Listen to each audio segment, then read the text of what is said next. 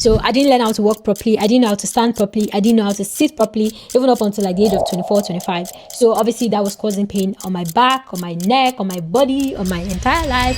Hi guys. Welcome to another episode of Real Talk with Tolu. Today we're going to talk about something that I don't really like speaking about on social media, but I want to start sharing my experiences because a few people have asked on TikTok, but also because why not? Okay, so let's talk about autism struggles as a girly autistic person, or an autistic girly that didn't even know she was autistic but was like extremely autistic. Guys, okay, let's get into it. So when I was a kid, I would say I was extremely autistic, and now I'll say I'm slightly autistic. Although people that know me one-to-one and try to have a social interaction will be able to tell because of how very non-conforming I am. I think you'll be able to quickly pick that this guy is a bit different. Okay, so why I said I was extremely autistic as a child is for a bunch of various factors. I wasn't mute. I started speaking very early, from like the age of 1, according to my mom. According to my mom, I was also like walking from a very, very young age, from like the age of 1. By 2, I was already doing my grooming by myself and all of that. Like color coordination was such my thing. I started school even before, like from the age of 1 as well. Before I turned 2, I started school. So even though like in the early stages, I was just going to school and I wasn't really like doing anything, but I was reading a lot. In my nursery school, they talked about how I used to like go through all of the books in the library so quickly. So yeah, I had like some of these weird traits that was very much pointing to Asperger's, but at the time we didn't know what that was.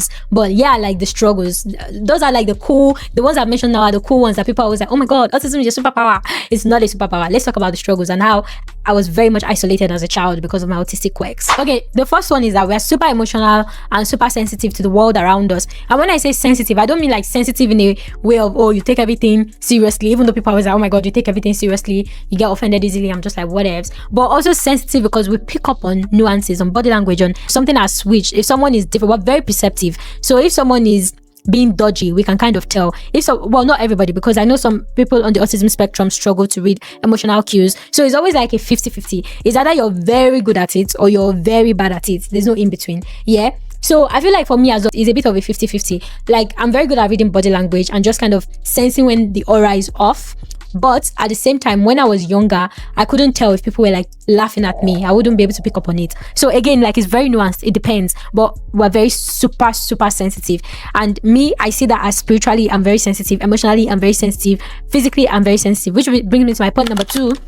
We struggle a lot with chronic pain. So all my life, I've literally struggled with pain, and I've never been taken seriously because people used to think I'm complaining about pain for attention. It wasn't until like 3 years ago that the GPs, when they found out I was autistic, was then they now finally found out why I was always in pain, because my coordination was like very bad. I didn't learn how to walk properly. I used to like tip-toe when I was a kid. So I didn't learn how to walk properly. I didn't know how to stand properly. I didn't know how to sit